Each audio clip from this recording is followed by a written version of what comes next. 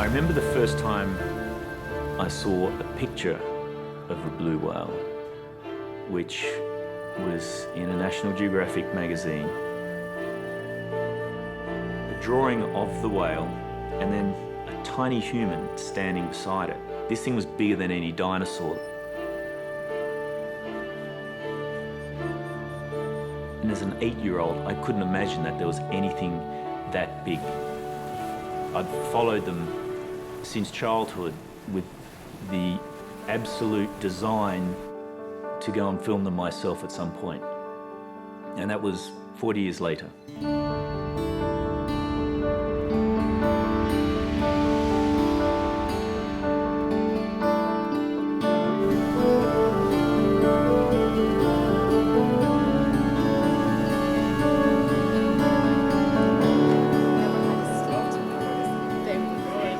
Dr. Lindsay Porter is a cetacean expert, and Ben Fogle is a UK adventurer. So Lindsay, just tell me what kind of whales in particular are we looking for? Today we're looking for the blue whale. There are two different types of blue whale we'll see in the area, the true blues and pygmy blues. And how do they differ? Pygmy blues are slightly smaller than true blue whales. Yeah, when you say slightly smaller, what sort of size are we talking about here? 25 metres. Lindsay has such a depth of knowledge that she's my first go-to when I've got a question about a So whale. as the currents and the waves come in, they create this very productive front, and this is why we think the animals, that the whales feed here. So when you say productive front, I imagine krill food is being welled up from deep Ben below. Fogle rowed a boat across the Atlantic, and that meant that he had a sense of adventure. He was a risk taker. From the very first day we saw them blowing, we knew they were there, but they were very hard to reach. These animals can do up to 30 kilometres an hour underwater, and they can stay underwater for a half an hour and go in any direction. When we saw them, we'd follow them, try to get near them, wait for them to come up again, and then just never see them again.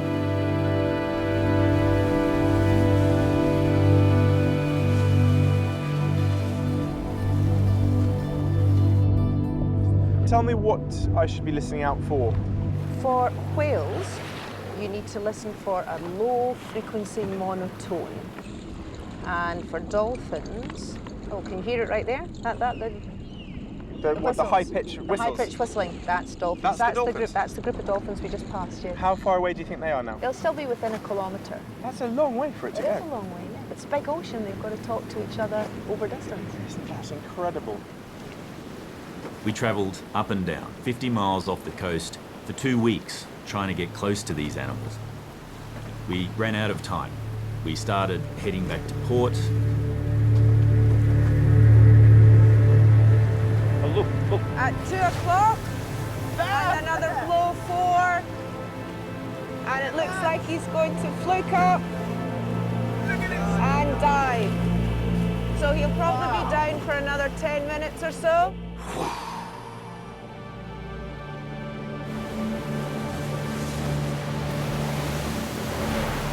They look like freight trains, like enormous spaceships that just travel effortlessly.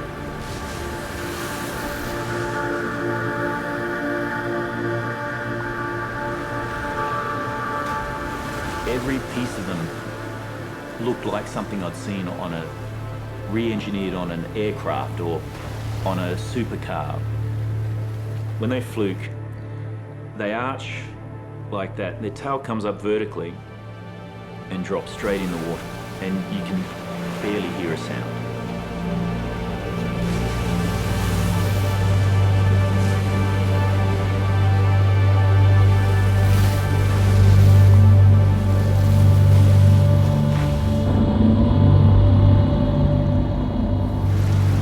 Wow, look at that. Wow. That is just beautiful.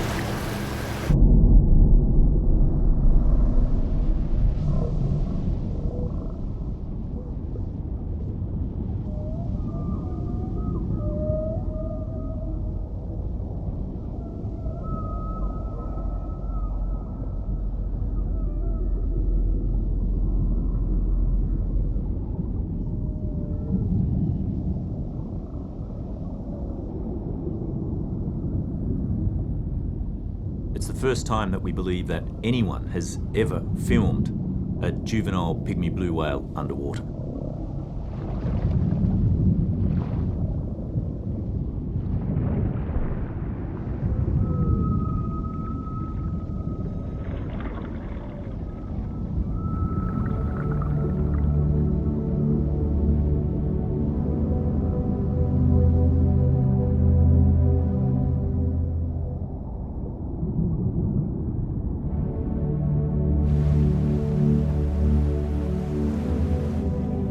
What do you think it's from, Alex?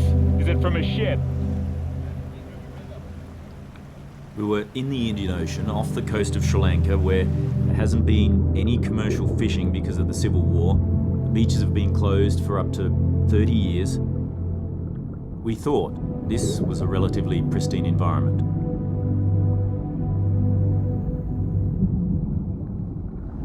Floating on the surface, the metre below, was just this horrible, crappy, emulsified mess of oil and bits of, it's horrible. And looking through it, you could see the tendrils of the net hanging down. That was certainly one of the most unpleasant dives I've ever done.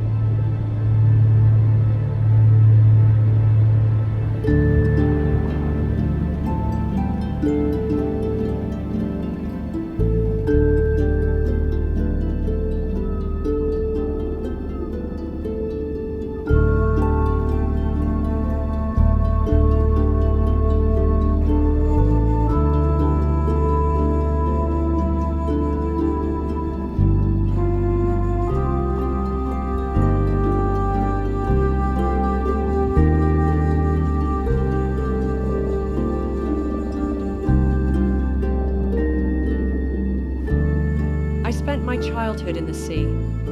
Growing up in Grand Cayman, we didn't have organized sports after school. We didn't even have a TV until I was 13, so the sea was my playground. As a freediver, it was the place where I proved myself to myself by traveling to the absolute edge of myself.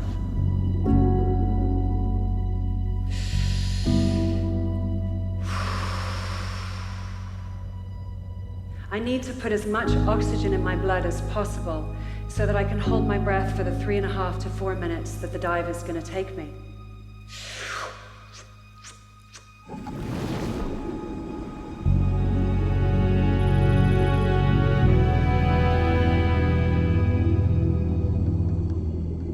"525 feet is beyond the crushing depth of Second World War submarines.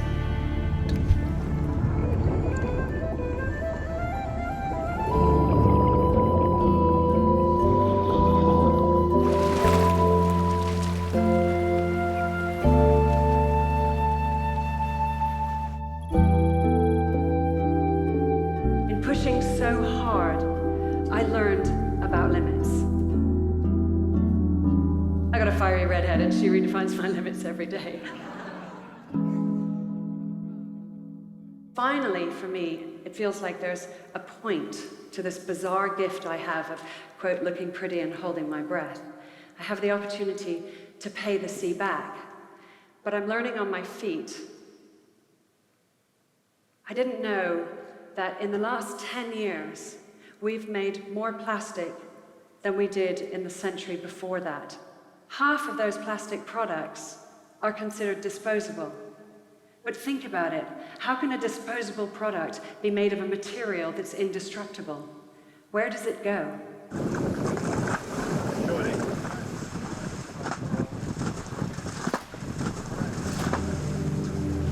This is a Bryde's whale.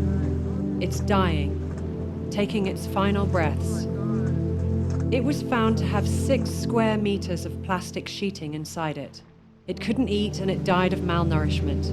Its digestive system was blocked and it died a terrible, painful death.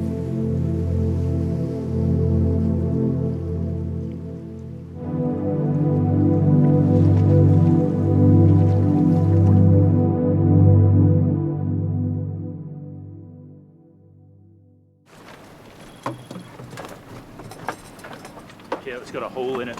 This is all some of the rubbish that we found in the floating jetsam and flotsam in the ocean. We'll get Ben to go through it, but there's even a pack of unopened biscuits.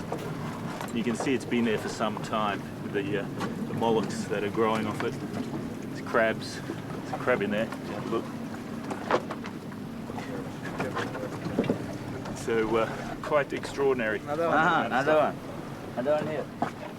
The detritus that's built up in these areas where they don't have the benefit of getting rid of the rubbish. Well, we're about 20 miles offshore. It's been trapped in the river mouths and now it's all been flushed out into the sea. Of course, this is one of the main areas where we're hunting for the blue whales to film, so this is right in their environment. They feed by opening their mouth and just sucking up whatever's in their path. They take in hundreds of gallons of water, they express that water, and they feed off the krill and tiny fish. But they can't tell the difference between krill and plastic. Disposable lighters. They just, this is never going to degrade. These are going to be floating there for a very long time. They'll break down to very small particles, and that's if some large marine mammal doesn't come along and swallow them whole. It's got nowhere to go. This is where it lives now. Well, to contrast that area of affected ocean by those plastics with the virgin blue water that you find very close by, well, there's just no comparison. The animals of the world deserve the blue ocean, not that sort of shit. I started to wonder what's happening in oceans elsewhere on the planet.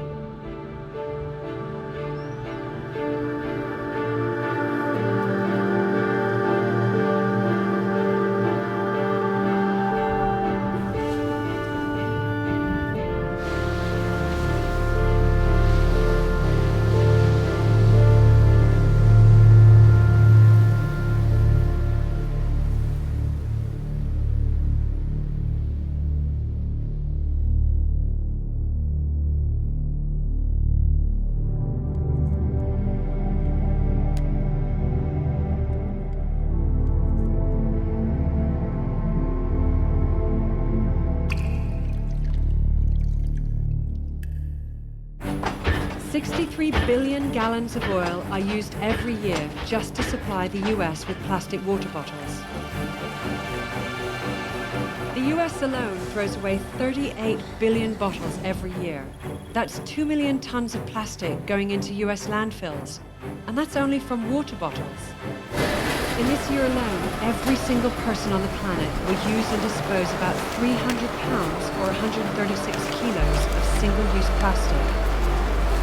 Plastic is wonderful because it's durable, and plastic is terrible because it is durable.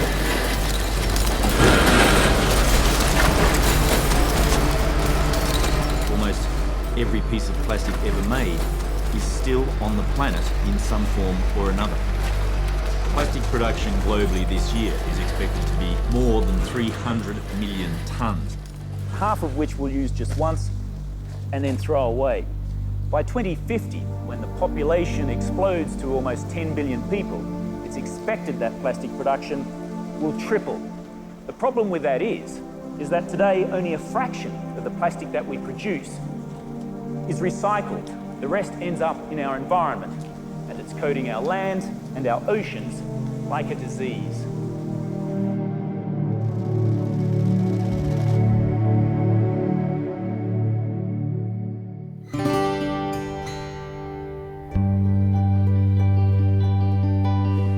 Tasmania smells like freshness. It smells like salt spray. Primitive, it just smells natural. It has the cleanest air and water measured anywhere on the planet.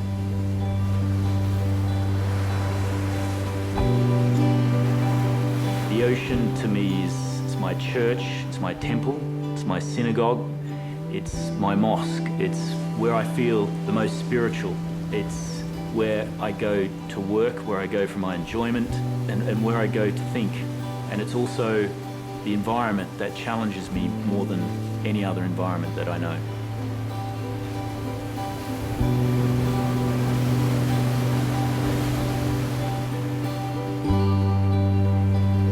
Growing up, my world was exploring the rock pools. tiny little fish that I could catch and study and release a day later. My mother was very caring and very supportive of anything that we wanted to do. And she picked up very early on, I think, my fascination with wildlife. I'm fourth generation journalist. It is believed that he is heading to Moscow. We're on a truck taking rice down to Santa Fe. Okay, it's not live, is it? Hang on, wait. Whoa. Further outside Kathmandu you travel, the worse it seems the damage becomes. Small villages like this one, Sangku, stood no chance against the moving earth. These rescue teams have been unable to access inside this city. The town that I grew up in was an industrial town.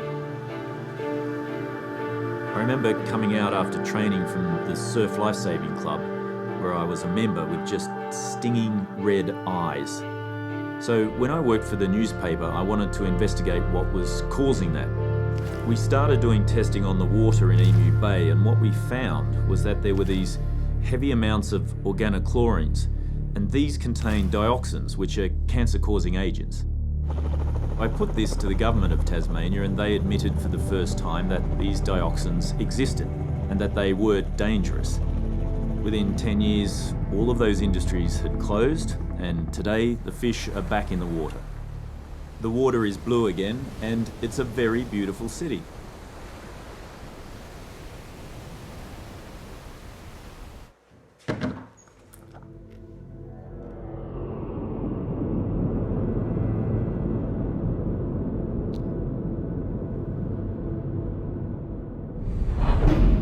We think that when we put something in the trash, or when we just toss it from a boat or on a beach, that it goes away. We're now free of the plastic. Over 80% of ocean plastic leaks from land-based sources.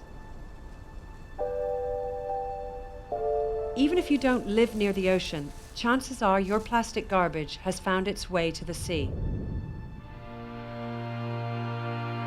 The Great Lakes in North America are a good example. 80% of the litter along the shorelines of these majestic lakes is plastic.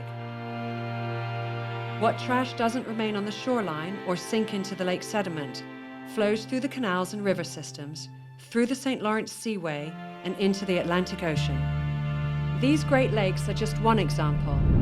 This level of plastic debris is found all around the world.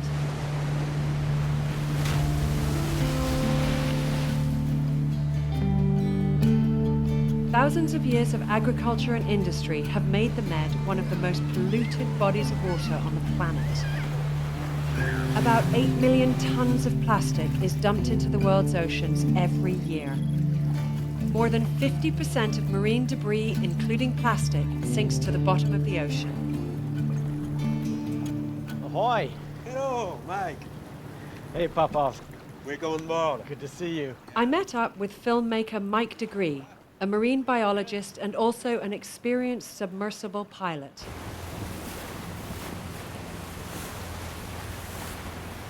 It'll be interesting to see just how far-reaching it really is to be this far offshore and see whether the plastic that we know is coming from that direction is winding out in the depths out here, right? I'm really looking forward to, of course, diving the sub, but diving the sub in the Med, a place that has more fishing impact than most bodies of water on the planet.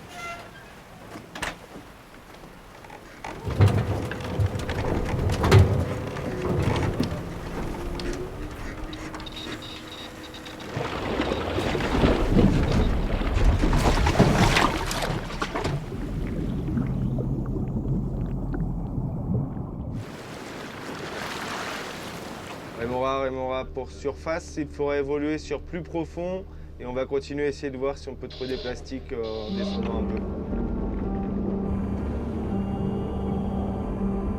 Hey Mike, it's Tanya. Can you tell me what you're seeing down there?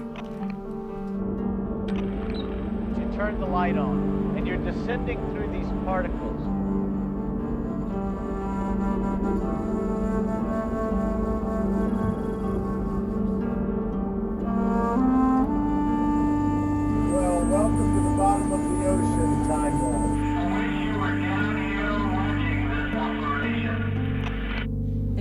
hogging the sub, I would be down there. So we're just under 400 meters now. It's 1,200, about 1,200 feet. And now we're starting to see a plastic bottle, exactly. We're now starting to see more and more plastic, more and more tires and pieces of metal, and just absolutely disregard for the bottom, really. It's just junk everywhere.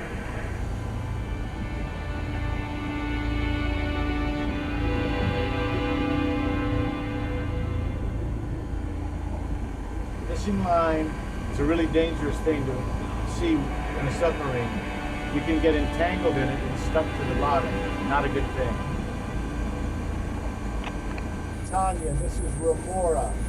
We are right in front of a pretty good sized bundle of plastic. Is there any chance that you can grab some of it with the manipulator? That's exactly what we're going to do.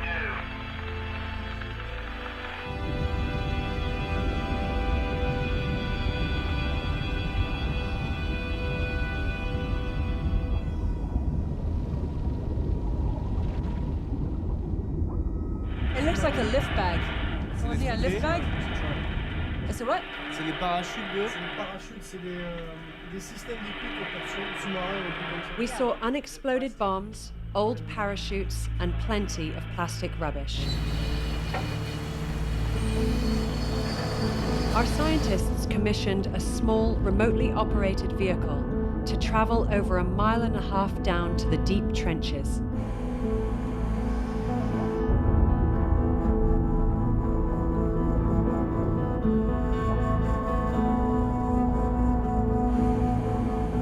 The ROV is coming down, which is kind of cool.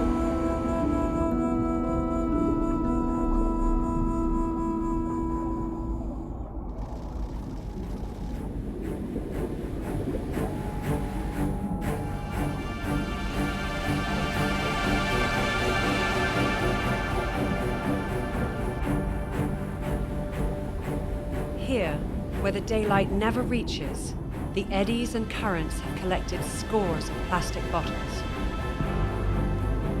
This plastic could remain here forever.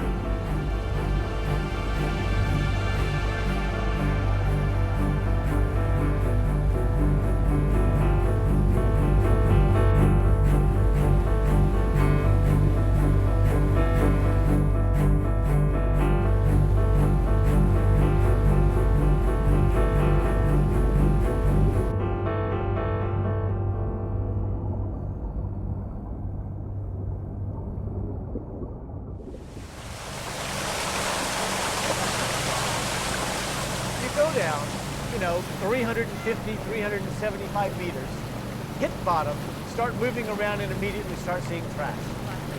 Plastic. Where in the world can you go anymore and not find plastic? Our oceans are driven by 5 major circular currents, or gyres. These are created by the Earth's rotation and the resulting predominant winds. Each continent is affected by these massive systems. They collect waste flowing from our rivers and coastlines, and over time, anything floating within the gyre will eventually move towards the center of the gyre.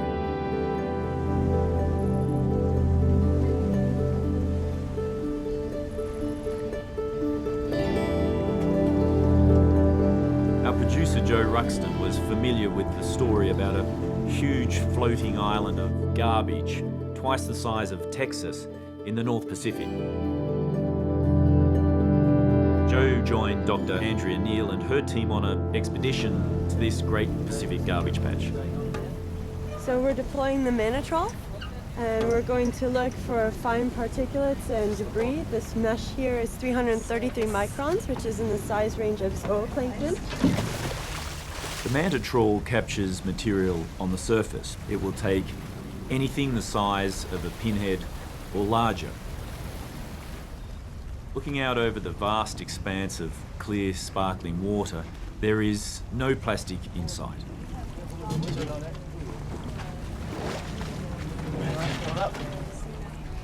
The contents of the trawl are emptied and floated. The tiny pieces of plastic then reveal themselves to Joe and Dr. Neil. Scientists estimate that there are more than 5 trillion pieces of plastic afloat in our oceans worldwide. There is no floating island of plastic. What exists is far more insidious. What exists is a kind of plastic smog. These tiny pieces of plastic that are floating on the surface of the ocean come from larger pieces.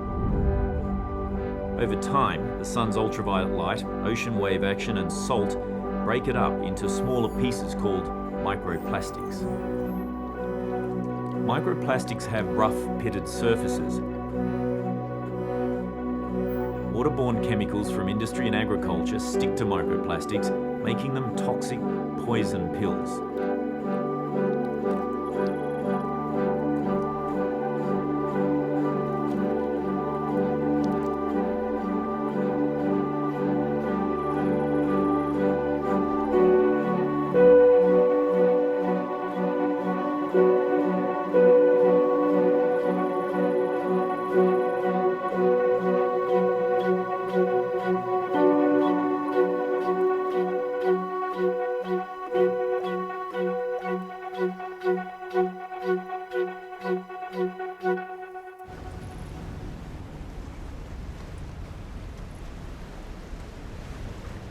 There are 5 ocean gyres, and the South Pacific is one of the least studied, next to the Indian Ocean. I've been to 3 of the 5 gyres, so this will be my number 4.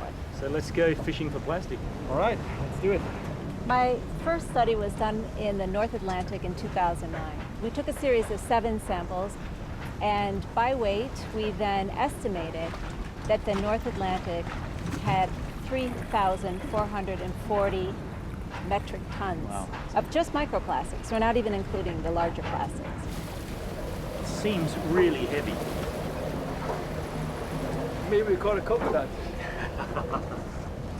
Oh, that's the wow. Oh, yeah. You can see how well this device works. Yeah. It collects everything. They look like they've just broken off something. Yeah, and they're super very fragile. tiny. Look at this.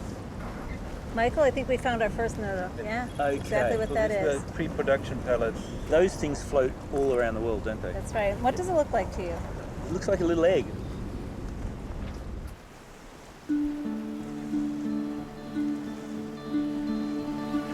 The sea at night is one of my favourite times. It's when the ocean truly comes alive, and you can virtually see the food chain in action.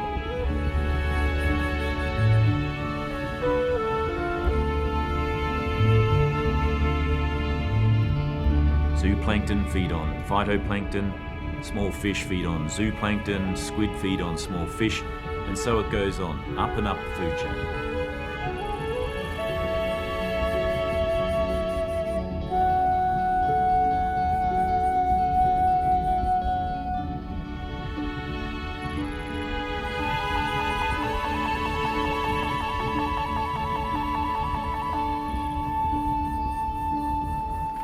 Some ectophids oh, in there. wow. As well as these ones. Well, should we get them on the table and open them up and have a look and see what's in there?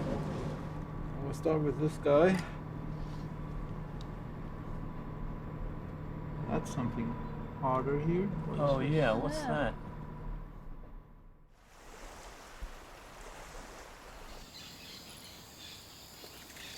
This is the very first sample we did, and it was a night trawl so that we could catch lanternfish. After I dried the sample, I hand-picked the pieces of plastic. This is what we found. So what this means is the feeding that's occurring on the surface of the ocean has these plastic fragments floating around and is actually intermixing in the food chain. You know that plastic doesn't degrade. And most of the time we say it breaks down, but that's probably not an accurate way to say it. It actually breaks up, so it's more proliferated, and when it's proliferated, there's more opportunities for plastics to be ingested. Many of the marine creatures eating this kind of plastic are in our food chain. Does that mean then that this plastic is getting inside of us? The problem is these plastics adsorb chemicals that are free-floating in the ocean. So when the fish eat the plastics, those toxins then migrate from the plastic into the muscles or the fats, the parts that we like to eat Building in up fish. in the fish then as Yeah. they eat more and more of them. And so that's the part we like to eat, and that's where these chemicals migrate to.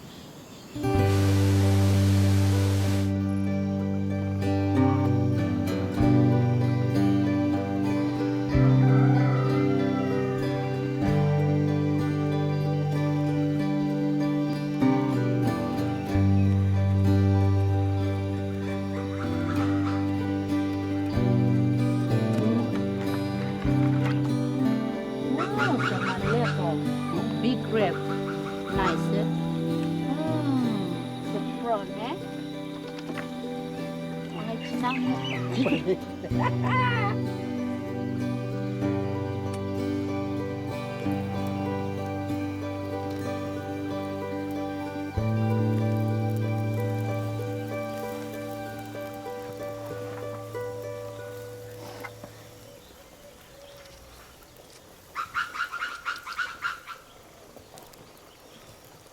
Hello, Rosie.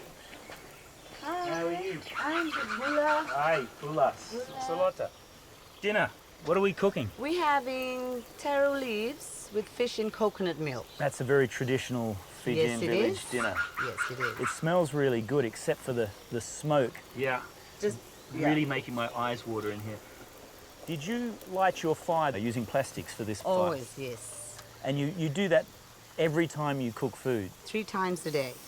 Instead of buying kerosene, you use plastic because it's easier to burn. Much cheaper, Much more easier cheaper. to find, it's free. Very much, and it's free. I'm feeling that in my eye. Do you feel that affects you in any way? You start having problems in breathing, and you have problems in coughing. And sometimes you can have headache. But it doesn't really bother us because like we've used that for a long time. So you're used to it? We're used to it. Yeah, whereas I'm not, which is why I'm crying right Yes, now. you're crying, and I hope you're not crying because of me. There's no chance. I'm crying because I won't get to try this food. What I'd like to do is bring back a scientist, if we can, and do some measurements on the smoke and just see what kind of chemicals are being released from the plastics as you cook. Would you let us do that? Yes, of course. And then we can have a look at maybe some of the health implications of starting the fires with the plastic. Yes, I think that's a good idea.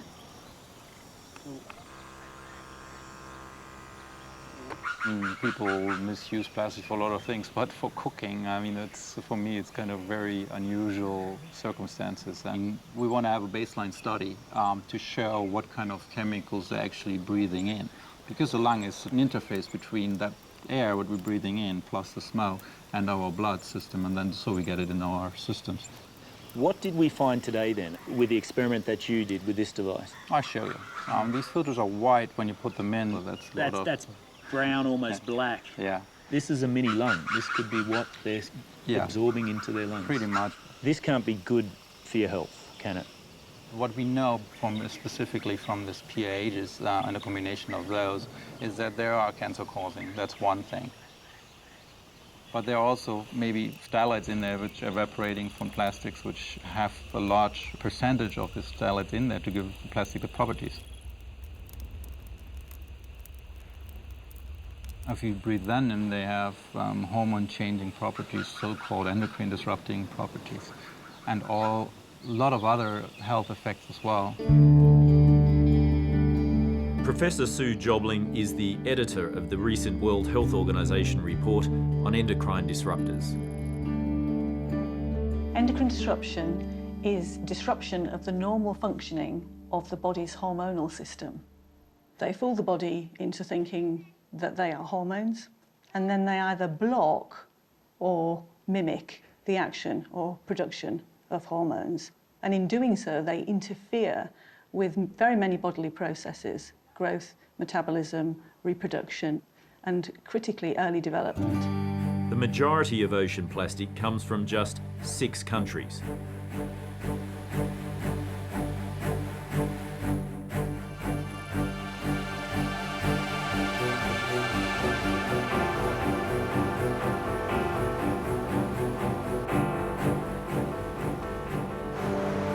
RTHK News.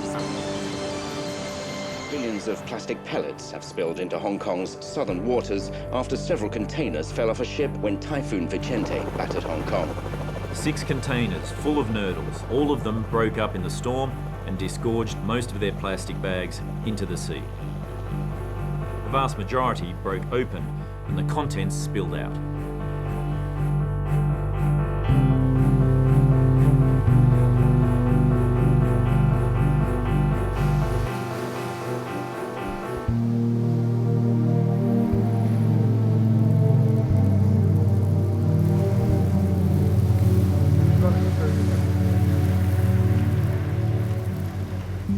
Just plastic pellets everywhere. Yeah, it looked like snow on the beach. On the neighbouring Lamra Island, they found tons of this stuff that had come ashore. It seems the company that made the nurdles has unwittingly put their signature on it.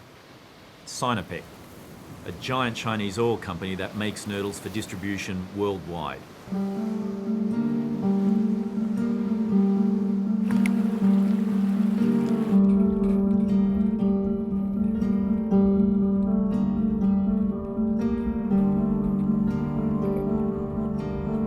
Close by are some of the sacks also ripped open. The vast majority of them would have been carried off by the typhoon to disperse their contents far and wide.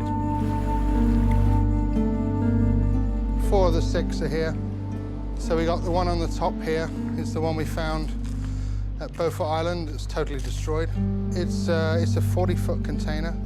We've been told it carries 1,000 sacks. Still one that hasn't been found. Still one out there somewhere. There's 1 million pellets plus in these bags, so every single bag saves thousands of marine species, so every bag counts at this point. Every day, pellets are getting washed out and trying to get that sense of urgency across. We put a call to action out on Facebook. Go to your local beach. This is what you're looking for. These are the bags, these are the pellets. Yeah, we came up with a rapid action plan. Get a quick survey of the coast so we can see the bigger picture. And from that, then we isolated some hotspots. Which beach, Chung Chau Moi Wo, needs more people to help? Beach number 1.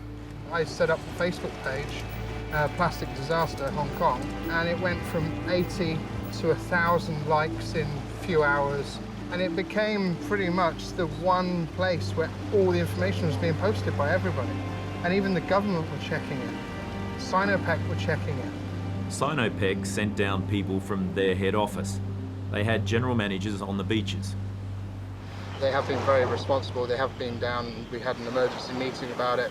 They're very concerned and they're offering all the assistance they can. Thanks for helping, guys. There's some more concentrated pellets down the end there. Once you let people know what the problem is, people have their own ideas and can contribute their own ingenuity to help solve the problem. The people of Hong Kong realised the severity of the problem and just came out in their masses to help. And that is something that I will never ever forget.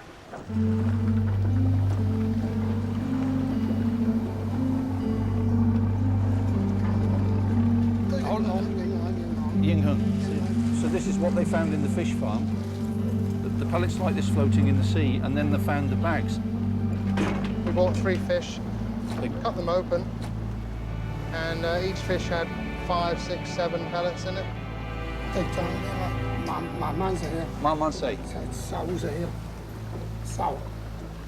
Because they can't ingest anything, they can't take in any more food.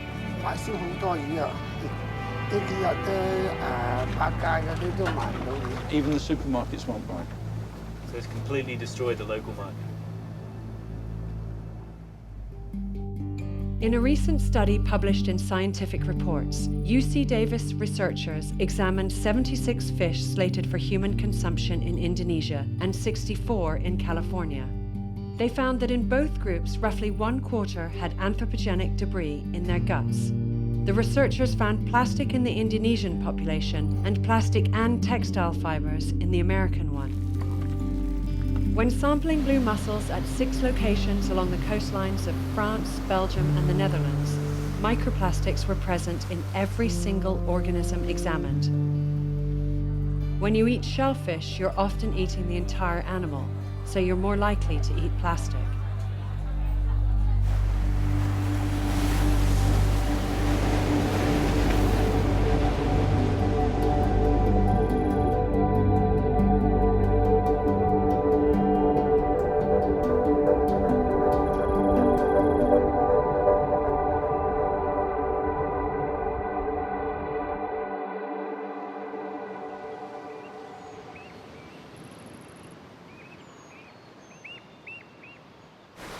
Lord Howe Island is a World Heritage Site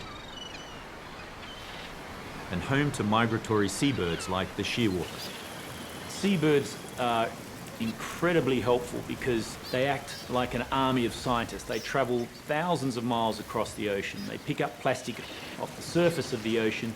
They bring it back to their rookeries where they feed it to their chicks. And that provides an incredible amount of scientific data in terms of where the plastic comes from, its distribution, and how it breaks up on the ocean surface. Dr. Jennifer Labers, she's devoted her life to studying the plight of seabirds.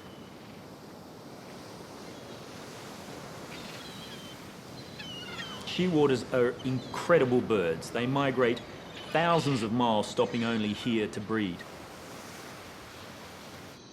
All species of shearwater nest in the earth. Their parents return from their distant ocean feeding grounds by night to feed their chicks in their burrows. After 70 to 90 days, the chicks venture above ground for the first time. They stretch their wings and begin developing their flight muscles.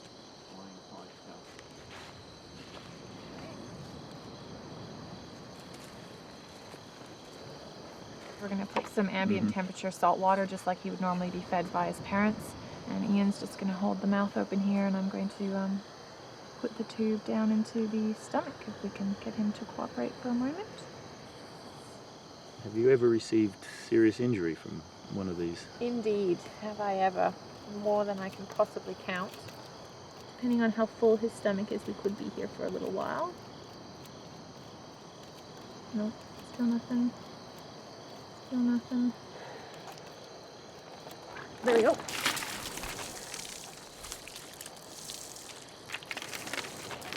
Whoa, look at that. Need to get some of the oil and stuff out of the way. Very slippery, all that oil in it. Yeah, that's a lot of plastic, isn't it? Yeah, and some interesting colours. So the red is quite uncommon. It looks like we've got quite a few of the resin pellets, the nurdles, lots of microplastics. There's no way at 935 grams that he would be able to take to the air. But make a bit of a note, he's got some damage to his lower mandible. 41.7.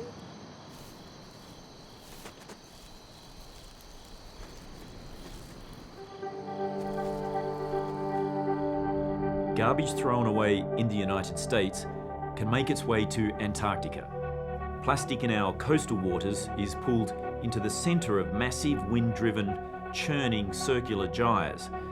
There are many other ocean currents also diverting the trash all around the surface of the ocean. In reality, it's just one ocean with no boundaries.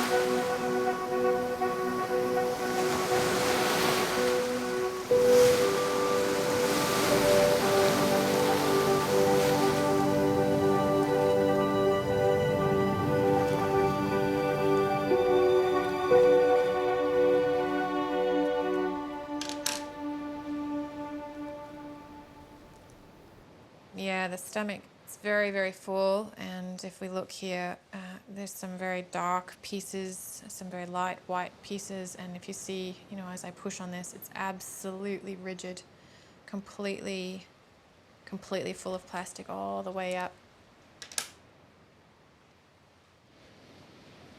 Oh, look at that. Absolutely no doubt that this bird died as a result of that plastic. That is literally a gut full of plastic. It's quite alarming, isn't it? Oh, it's awful. Range of plastic types and colours. We've got everything from the blues and the reds His to the stomach's just filled with it. Big pieces too. big Like sharp heavy. pieces.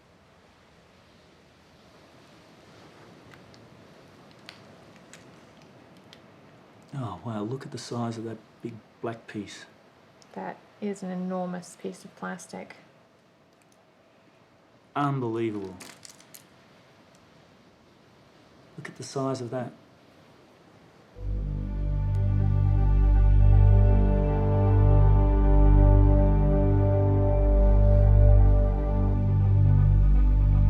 I counted 234 pieces of plastic out of that one bird.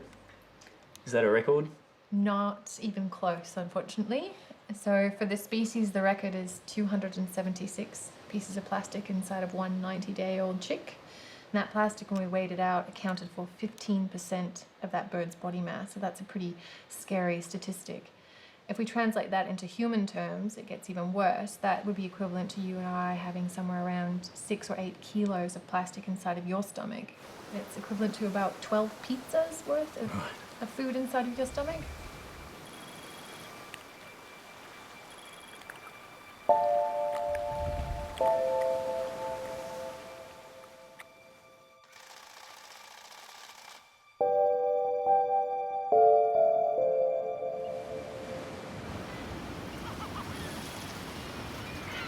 Midway Island is miles away from any coastline, but it has one of the biggest populations of Laysan albatross in the world.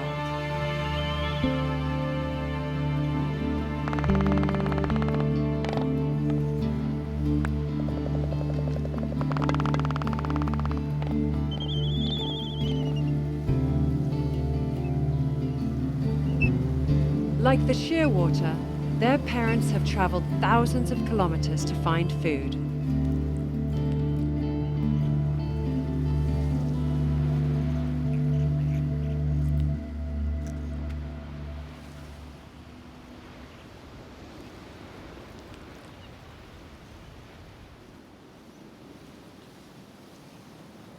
It's quite a bit of plastic for just one little bird. The parents were trying to do the right thing. There's a lot of squid beaks in here, and this purple colour is evidence of the squid ink. It's just a shame that every now and then they got it wrong and got it wrong in a bad way.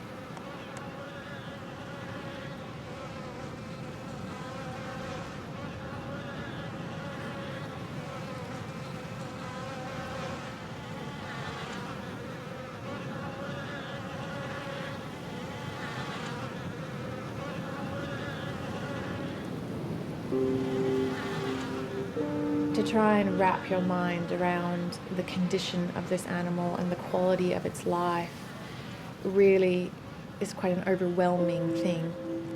I do have some pretty rough days, have to go home and really wrap my mind around where do we go from here. All week we've been cutting up birds, and this is without a doubt the absolute worst one that I've come across. That is an incredible amount of plastic.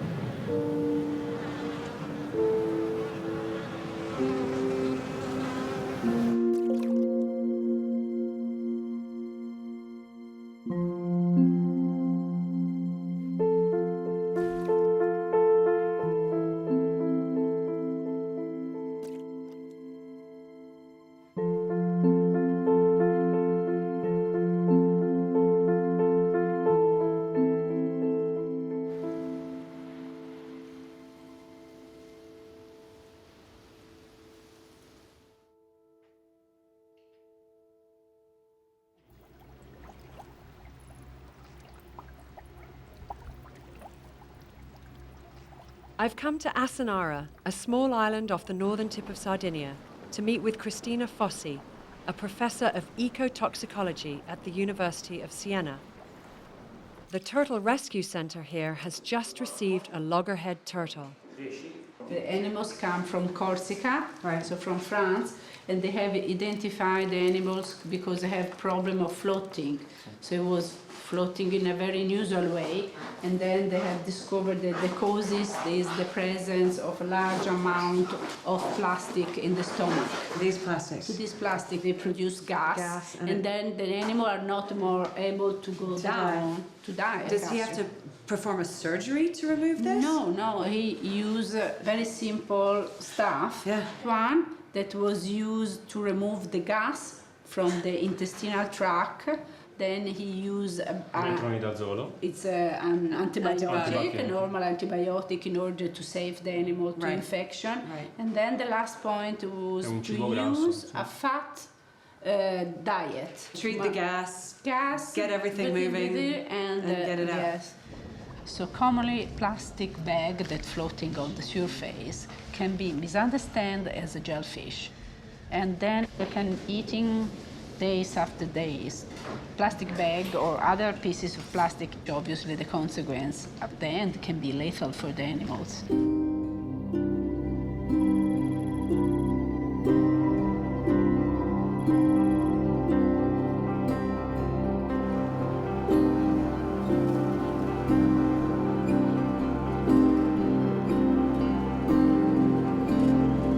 Christina's name is well recognized around the world for her stand against the killing of whales and dolphins. We use the approach of the skin biopsy in order to identify the level of chemicals and the toxicological effect on these wild animals.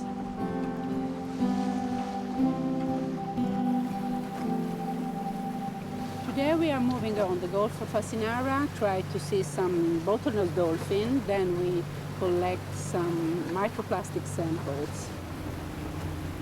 An increasing number of dolphins and turtles in the Mediterranean are turning up dead. Christina's focus is to get to the bottom of this mystery. And she has a very unusual way of getting the information she needs. Eccoli là, eccoli là. Da voi guardate la freccia, non si va più.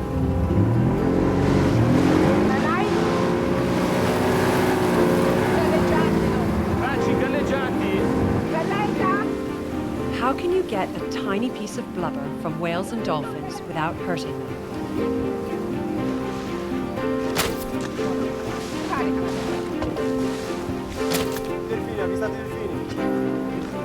The dart bounces off, taking a small piece of flesh with it, which the scientists use to conduct their research. It is very difficult.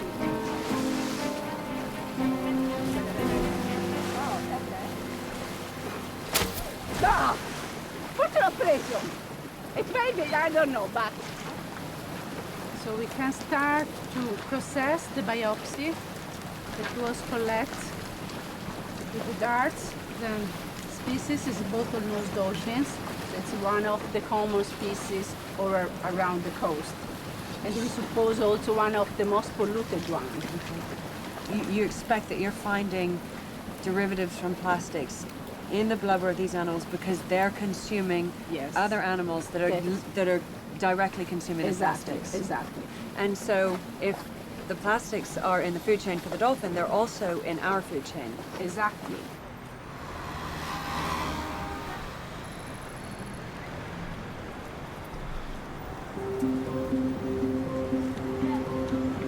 We have already very interesting results, but I would like to invite you in the lab.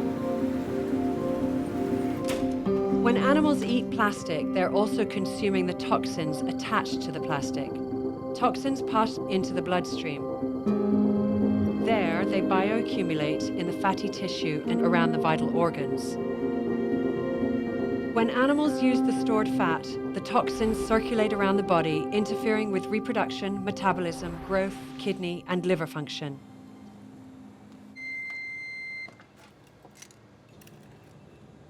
As we have seen this day, there is a clear evidence that plankton species and fin whale, for example, have a very high level of phthalate that we consider one of the plastic derivatives.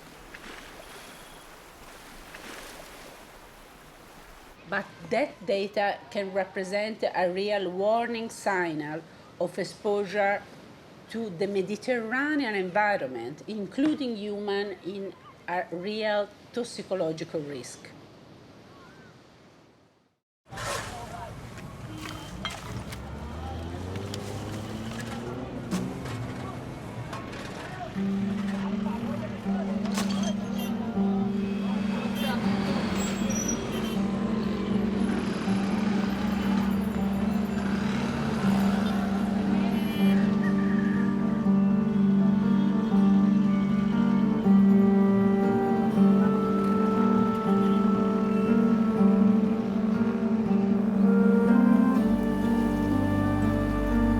Smoky Mountain 1 operated as a 2 million metric ton waste dump for more than 40 years. It closed in 1995. This garbage tip contains so much methane, which was produced by the garbage within it, that when it reaches a certain temperature, it catches fire. That creates this smoke that comes out of the top of the pile and filters over the city of Manila. So sweet potatoes, corn, sugarcane, all growing on 40 years of garbage. Yeah. You worked here as a 12-year-old. Yeah. To earn money to support my family needs. And what would you collect up here? Recyclable, yeah, like bottles, cans, and plastics. This local chap here is still harvesting the plastic that's in the ground. No plastic. It's just everywhere. What's the most common disease here? Pulmonary. Pulmonary, Yeah. such as tuberculosis? Yeah. Yes. Emphysema? Emphysema, yes. My father died of emphysema.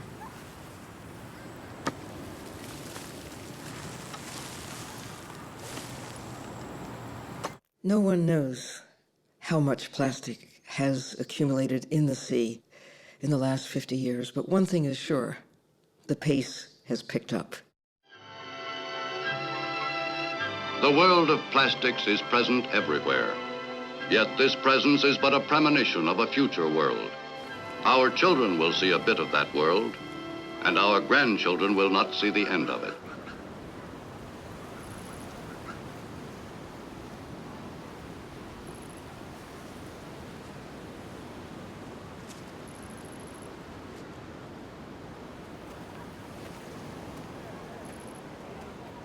The smell is almost indescribable. It's kind of like a cross between sewage and oil, and it's everywhere.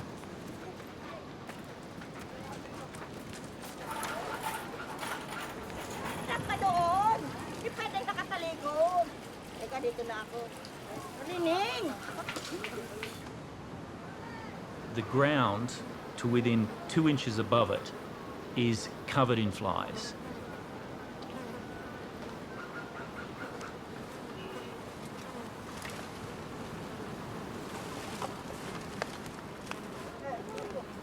Ulitin mo. Okay.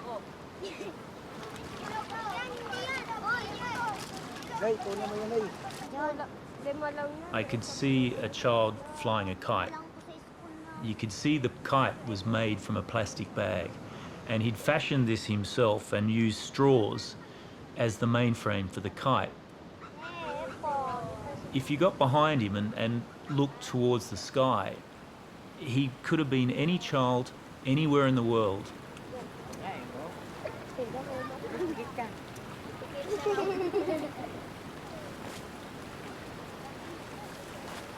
Every time it rains here, every time the wind blows offshore, the sludge, the plastic from all of that rubbish ends up straight in Manila Bay.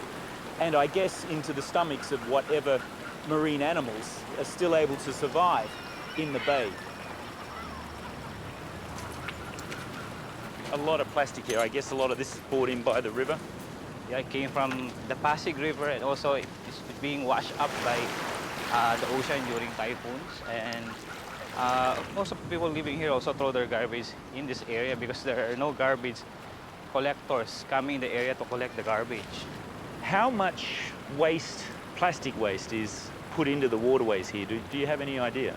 Around 1,500 tons daily. 1,500 tons every day? Yes.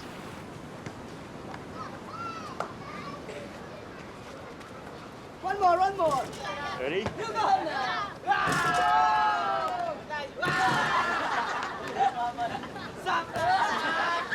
One, two, three, four. Thank you. I have to say, you're all much better basketballers than I am. I'm so bad. Again. I'm sorry. I'm no good at basketball. You're very good at basketball. This guy. Thank you. Very good. Do you all live here? Yeah. In Pier 18? Oh, yes. And you play basketball all the time? Yeah. Do you go to school? Yes. No. No? Yes? You go to school? You don't go to school? No? No? So what do you do during the day? Scavenger work. Scavenger? Yeah. What do you scavenge for? The plastic? Plastic. Ah, and what do you do with the plastic once you... Scrap, go to the shop. Yeah? And what do they give you for the plastic? Money. Money? Is it good money? What kind of money? Pera.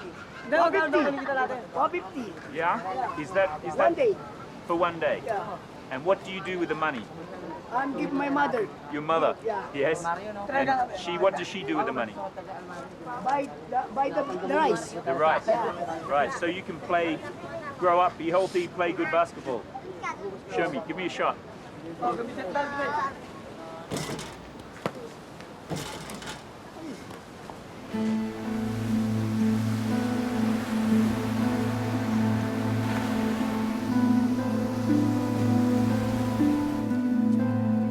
Most of the waste created by the individuals within each of these villages, towns and cities generally ends up on the streets or in their canals. It's easy to understand how these sorts of places become delivery systems for plastic into our oceans.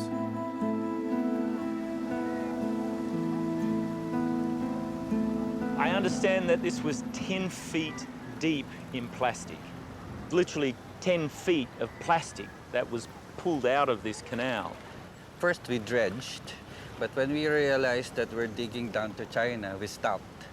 What we did was to cover it up with good soil and garden soil, and then we put up the cocoa pillows. It's made from coconut husk, and then we spread it up until there. We vegetated it and the vetiver grass. The plants take the rest of the waste out of the water. Yes. And now we've got fish swimming. And turtles. Wildlife, so it's clean enough for animals to live in now. Yet. Is it drinkable? Not yet. Not yet. Working on that one. Working on that one. And so you're going to do this project now throughout the canals and river systems of Manila? Yes, with the same idea of putting bioremediation and phytoremediation together.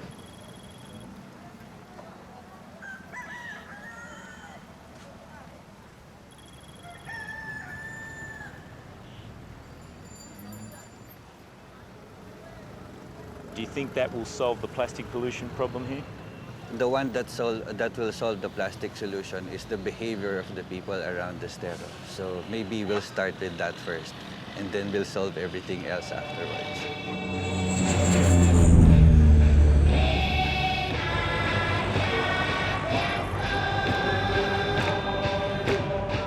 I'm off to visit the tiny, isolated coral atoll of Tuvalu in the South Pacific near Fiji. As a mother, I care deeply about the effects of plastic on our health.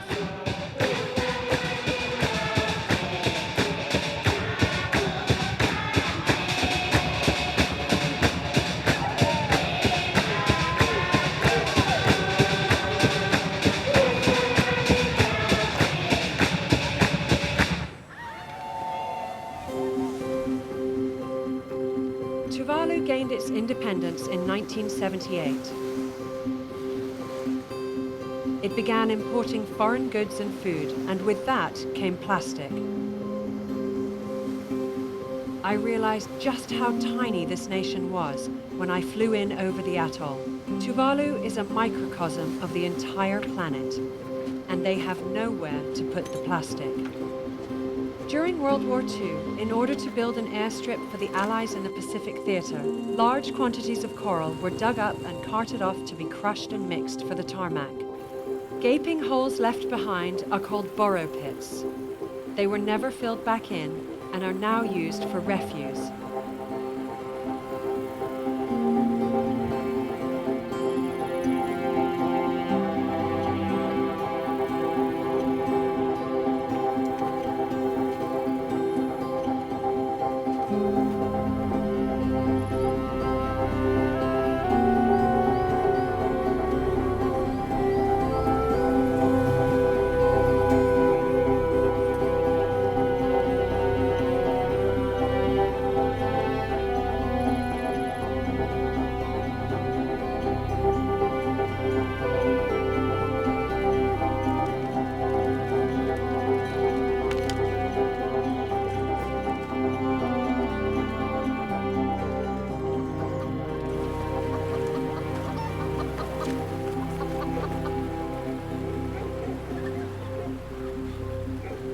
long have you lived in this Barra pit? 25 years. 25, so you're 25 years old. Yeah. In your 25-year lifetime, have you seen the amount of plastic in your surrounding community increase? Yeah, very increased. Before, in my early childhood, I don't see any plastic because we don't use to import packaging plastic. Tell me what it was like growing up here as a child. We always swim at the barrel pit. We don't know that there is effectiveness to us. We just swim and then we go. We like fishing. You used to fish out of the Barra pit and eat the fish, but you don't do that anymore? No, we don't eat the fish. We just feed the pigs. You feed the fish to the pigs? Yeah. What kind of health problems are you seeing people suffer from? Flu. Some people, they get cancer. And then some people, they don't pregnant. People in the Barra pit are having problems conceiving? Mm-mm. If things don't change in the Barra pit, but the people stay here, what do you think will happen? I think they get disease and they don't want to leave. Like, this is a nice place, but because of that importing packaging, they destroy our paradise. And I want a good future for my children, because I love my children.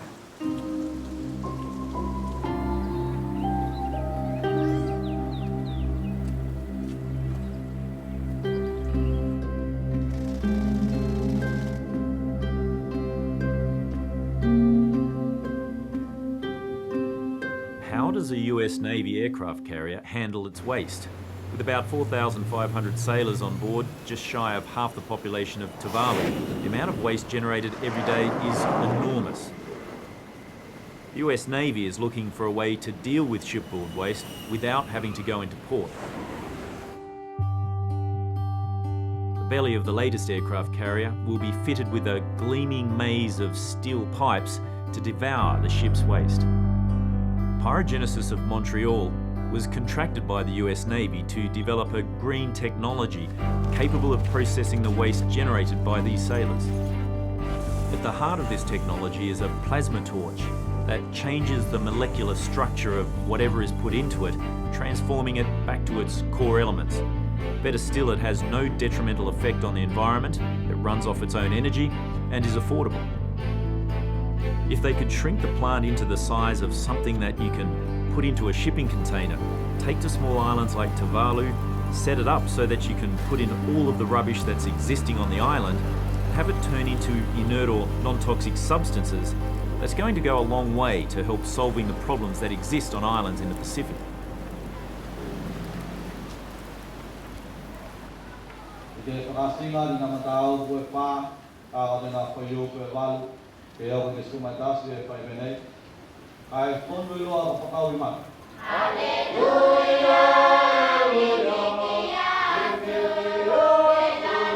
If an innovative, workable solution like pyrogenesis is not implemented in places like Tuvalu, the quality of life will continue to decline.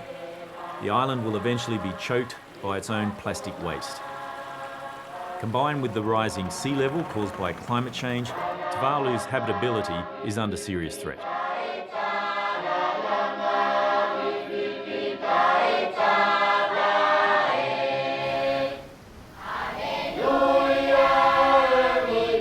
One of the kids we've befriended here, Dieter, has developed a pretty bad lingering cough.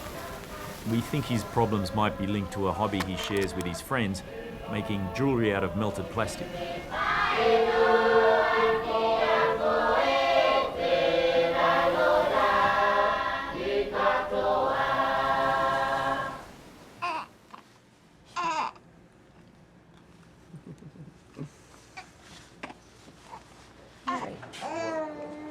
Tanya is extremely protective of her children, so she's incredibly engaged in their well-being, particularly where she has control, and she has control over her environment.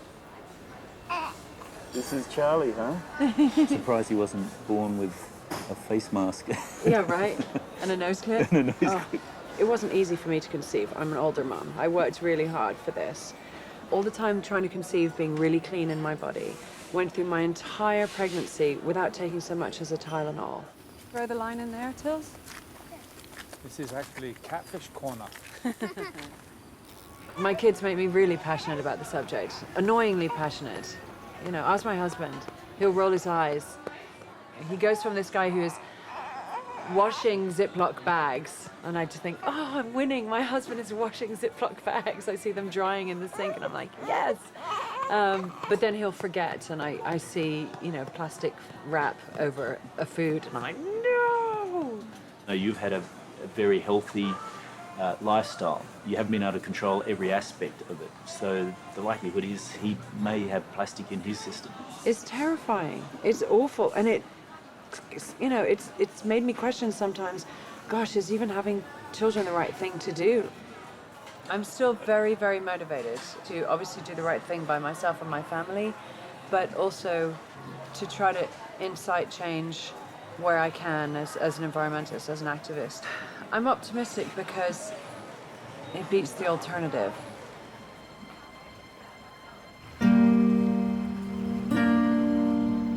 Austin is a very cool city that's environmentally aware. It was the first city in Texas to ban the plastic bag. It's an oasis of eco-friendly people in a state that's headquarters for the largest oil companies and petrochemical plants.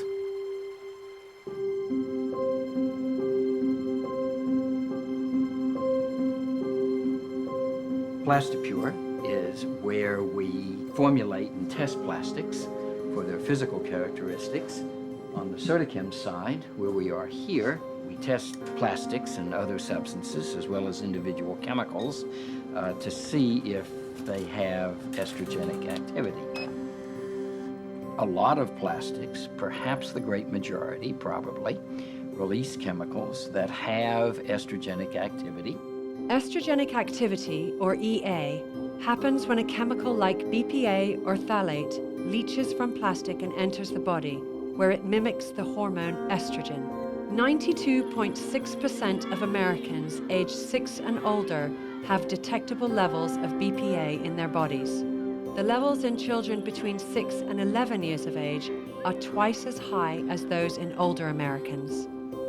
Are all of those chemicals not regulated? No, the FDA at present does not have any regulations for how many chemicals and what levels of chemicals having estrogenic activity can be released from plastics or from cosmetics or papers or silicones. So how is the general public protected from that kind of thing? They aren't. They aren't. From baby bottles to sippy cups to food can liners to water bottles hydrating the youngest athletes, consumers have been exposed to a root chemical called bisphenol A, or BPA, an artificial sex hormone used as a core building block in close to 7 billion pounds of plastic on the market today because of its strength and resiliency. This isn't a weak contaminant. This is a powerful contaminant, and it's striking right at the core of American public health. When something says that it's BPA-free, is that something I can trust? Over 90% of all plastics that don't have BPA, nonetheless, release chemicals having estrogenic activity. So BPA is not the only bad guy that we need to be looking out for? BPA is only one bad guy. It's like saying, I've caught Al Capone. Yeah. I've just handled the criminal problem in the United States. We do quite a bit of this testing to see where the issues are, but we also use that data to help manufacturers make safer products. Right. The average consumer goes, Pali wada wada? You know, I don't get it. Just tell me what is the right one, what is the safe, what isn't. But when we look at baby bottles, we have to look at all the different components that come in contact with the milk or with the baby. All of the hard and clear materials that we've tested leach these estrogenic chemicals. Other things like the nipple are generally made from silicone or latex. Latex always, from our test, has come back positive for EA, and silicone generally is positive for estrogenic activity. And stainless steel is obviously, as I thought, a better option. If it doesn't have a liner, Stainless steel, it tends to be fine, and glass tends to be fine. But colorants tend to leach a lot of chemicals, so we try to stay away from colorants when we can. Right. When we can't, white and black tend to be The least. the least. Okay. And we've started using a lot more foil in our house rather than this stuff. Foil is a better option. Okay. We use foil in the lab because foil doesn't leach these chemicals. This, I know, styrofoam. It's a personal pet peeve of mine. The likelihood is estrogenic chemicals will leach out of styrene products. Cold fluids, anything. Likely hot fluids would increase the amount of leaching, but it would still be leaching something. The majority of plastics increase the release of chemicals having estrogenic activity after they've been exposed, particularly sunlight. How do you not consume it? You can't go anywhere without seeing food wrapped in plastic. You can't go to a restaurant without, you know, takeout boxes being in plastic, hot foods going into plastic. My answer there is, well, demand safer plastic. So what we're going to do is go inside a couple of restaurants and ask them about, we'll ask them for food and see what they can give it to us in a plastic container. Hello, how you doing? Good, how are you? I'm not too bad. Can I get the power plant? Can I get a small berry blast? Hello there. Can I get an orange juice, please? What can I get you for lunch today? I'm getting the BLT. A BLT. Do you have anything not wrapped in plastic? I have nothing to do with the food. Do you have anything other than plastic to put it in? No, you can buy our giant little reusables. Yeah, but that's still plastic. Without the plastic lid's fine. Is that paper? Yes. It is, great, yeah. Do you have anything other than plastic? We have that one in a cold press. It's actually exposed to less oxygen, so it's a way better juice with twice the amount of vitamins and nutrients. That sounds really healthy. Yeah, it's the way to go for the balance. Yeah, that sounds great. Cool, man. But do you serve it in anything other than plastic containers? We have them made at our central kitchen every morning. Yeah. And they bring them to us on the cold press juicer. Yeah. So it's ready to go, bottled for convenience. But that's in plastic, yeah? Do you have something not plastic? No.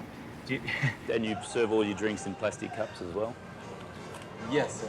Keep the straw, because that's plastic. I'll have to leave it then, I think. Yeah? Yeah. Okay, that's okay. Yeah? Okay, well, thanks very much. Yeah. All right, what can I get you? Yeah, I felt like I was a bit of an eco-warrior. Tell me, what's my food wrapped in? It's not plastic, is it? I'm going to die of something. Yeah, but do you want to die early or late? My boyfriend actually tells me every single day of my life to not be drinking water bottles from my car. But if I'm thirsty, I'm thirsty. Do you know what? He's right. And you've got that wrapped in paper. That's good. That's impressive for a takeaway place. Take a salad and stick them in like a few of these. Yeah, that'd be better than sticking it in plastic. If you could put it maybe between two paper plates, it's just all the chemicals in this that get into the food. And you've made such a great sandwich by the look of it. We gave in to the sales hype of the 50s that plastic was disposable, that we could throw it away. There is no away.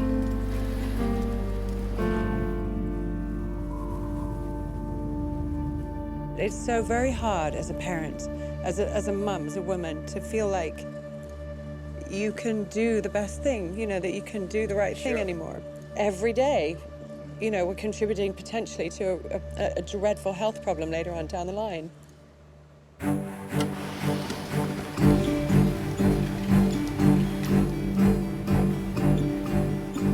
Now, there's nothing else to put it in.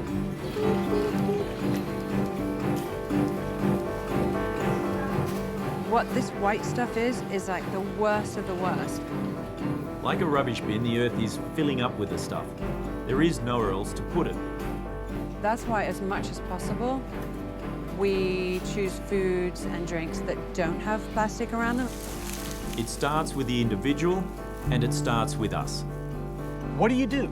You can't possibly filter out these tiny particles from the entire ocean. You can't filter the entire ocean. In fact, so much plastic is in the ocean now in a form that we really can't get to it, that I feel the emphasis needs to immediately shift toward stop putting it in.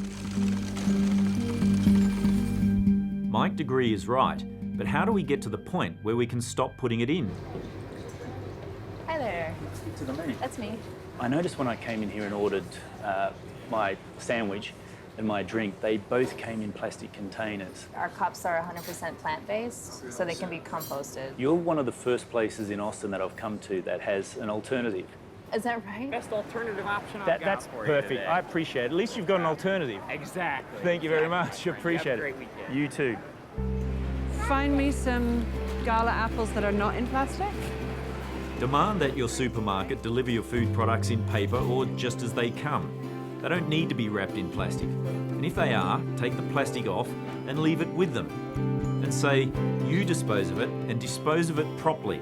Because once it becomes their problem, you'll find that they will do something about it.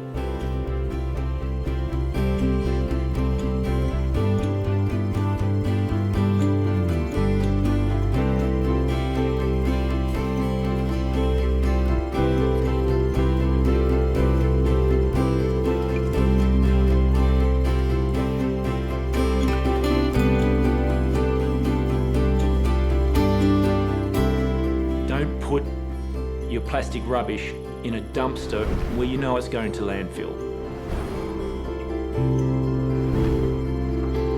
In 1991, Germany became the first country in the world to pass packaging laws forcing plastic manufacturers to be responsible for the recycling or disposal of any packaging material they sell. The industry set up a company to oversee plastic waste collection, recognised by the Green Dot. When I was a kid, we used to run around the neighbourhood collecting glass bottles to take to the store to collect the 5-cent refund that we'd get. Plastic packaging pretty much killed the bottle deposit system, but here in Germany, they've reinstated it.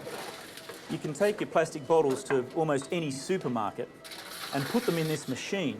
And what it does is it reads a barcode which tells the machine the kind of plastic that it is, that it's recyclable, and which retailer it comes from. So the consumer gets a 25-cent deposit off every bottle. The retailer gets the plastic, which they can sell to recyclers for a lucrative amount of money. And on the streets of Germany, you very rarely see these things anymore because everybody recycles them.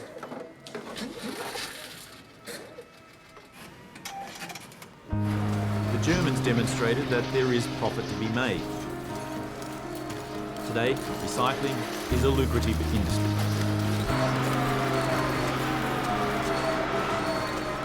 Pressure your government. Tell them that you do not accept that plastic should be in the environment. The manufacturers of plastic have their own lobby groups, and they'll lobby the government to get the best possible deal for them to get their products into the marketplace for the least cost, and the least cost means that they don't have to be responsible for it. If they manufacture it, they should be responsible for its collection and for its proper disposal. We will all be better off if less plastic is manufactured in the first place. Scientists are already calling for governments to reclassify plastic as a hazardous substance, because then existing laws about hazardous substances will already be in effect. Plastic bags and water bottles are the worst single-use offenders. What if we ban them outright to stop that vicious cycle? Rwanda is one of the very few countries that has banned plastic bags. Rwanda being agricultural country, whereby we don't have a lot of industries. We have tried to assess the impact of plastic bags on our soil, specifically, and on our animals, specifically livestock. Then after the assessment, we have decided, why do we keep this when we know very well the negative impact of it? I think it's a shocking waste of valuable resources that these materials are being put in the landfill. They're so much more valuable. If we put them in a landfill, the cost in Europe is round about a minus £100 a tonne, $150. But as a useful plastic, it could be worth plus $1,200, $1,500 a tonne. So it's a huge difference in value. We actually have the answers now to recycling most plastics, and the challenge really is to get everyone on board with those ideas, and also to get the collection infrastructure going right so that we get big volumes coming concentrated in one place so that people can then have the confidence to invest in the recovery technology. Once sorted, recycled plastics are brought into factories like this, where they can become part of a circular economy, cleaned of labels and processed into newborn nurdles ready to be sold once again. As recyclers, we think governments could do more to encourage development of circular supply chains. A lot of recycled plastics can be used back, as we say, in closed loop, back in the same products, and that's happening a lot with bottles and pots, tubs and trays from the packaging stream. But there are plenty of other outlets where a short life item, like a piece of packaging, can go into a long life application. For example, in construction products, in automotive and in making cars and trains and aeroplanes and things like that, where you can get the performance of the recycled polymer just as good as virgin material that's come out of the ground. You can take it from a bottle one day to a shirt the next day. From that shirt, then it can become a component in a vehicle. It can become something that's sent to space. Through the plastic bank, we make plastic waste a currency so that people in developing countries can earn an income while preventing plastic from entering the ocean. David Katz and Sean Frankson founded the Plastic Bank. They established a social plastic recycling system in Haiti that exchanges plastic for solar cell phone charging, sustainable cook stoves and cash. It's like a fair trade plastic, where it's ethically sourced and it's an above market rate income that they earn. The people in need can go and collect the plastic and create a microeconomy around recycling, and this is something that we can scale anywhere in the world. This is a self-sustaining social enterprise. All of the plastic collected through the Plastic Bank goes through the recycling process and is sold as social plastic to be used in manufacturing by values-aligned brands, or it can be used to 3D print. They're using instead of virgin plastics. If you're choosing between two products and one's made of social plastic and one's not, you're really choosing between, do I help the planet or do I hurt the planet? Social plastic is really our way that we can create an organic global infrastructure. New technology means that waste can now be converted into energy. In Europe alone, there are 15 million tons of end-of-life plastic going into landfill every year. Sinar, a waste-to-fuel company, designed a machine that turns end-of-life plastic, like candy wrappers and snack packets, which aren't usually recyclable, into diesel.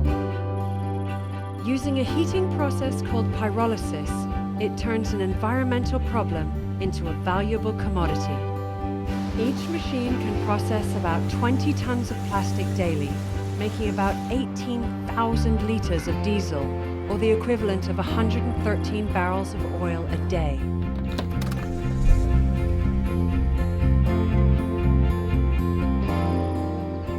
Islands like Lord Howe manage their plastic waste with solutions that match the way they live. There is no burning and there is no landfill on this island. Food waste, the garden waste, paper and cardboard gets composted. All the recyclables are baled and sent back to the mainland, and currently the island's diverting 85% of all their waste from landfill. This is the recycling sorting facility. We can separate, we can bale everything. You can galvanise a community to do amazing things.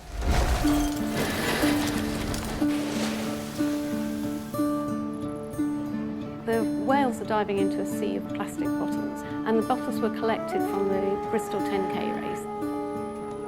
It was important to the artist, Sue Lipscomb, to make this sculpture out of sustainable materials. She used recycled plastics and locally grown willow. There are 70,000 bottles. That means, in some way, up to 70,000 people have contributed to this art. I kick off by telling the kids something about whales, and the reaction is just fantastic. They love hearing about how big they are. They really get it. They ask you all sorts of perceptive questions that an adult might not think about. And I really just love the enthusiasm of the pupils. Wouldn't it be great if politicians 40 years down the line still had that same enthusiasm that school children show when they come here? Wouldn't the world be a different place?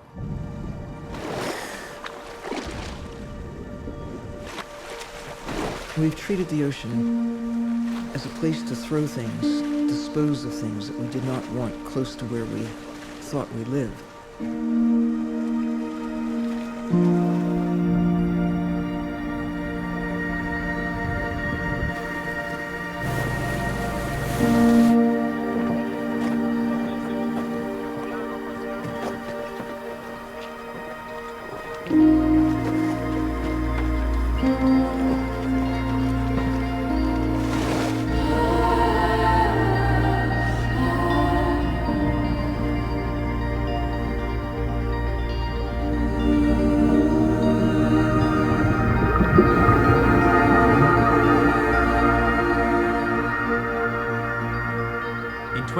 2015, natural history broadcaster Sir David Attenborough met with President Barack Obama.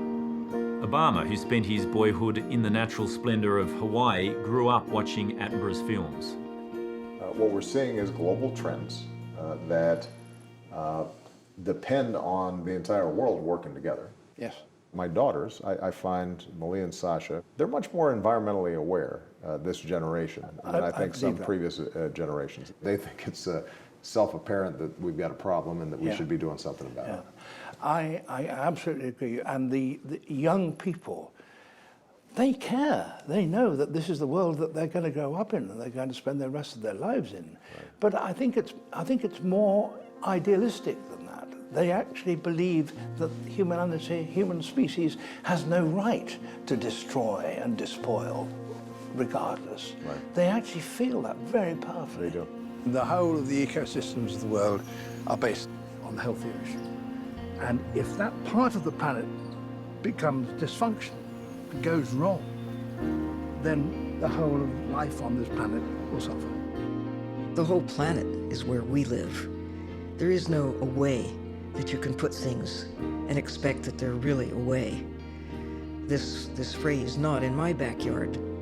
The ocean is everyone's backyard or front yard or living space. No matter how you look at it, this planet is governed by the blue part. The world truly is mostly a blue place.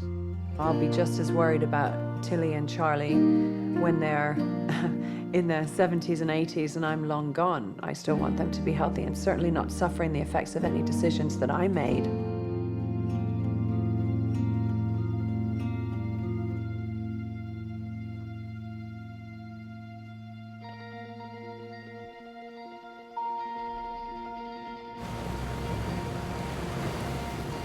I want to go back to where it all started. I want to go back to the whales. I want to go and find the juvenile that we first saw. If whales could talk to us, I imagine they would ask us, what were we thinking? Every other species on the planet works towards the benefit of the ecology and environment that it lives in. But us humans, we just seem like passengers on this earth. I want to say to the parents of the juvenile, I'm sorry. I'm so sorry on behalf of humanity for putting plastic into your home. And I want to say, we'll share this story because from knowing comes caring, and from caring comes change.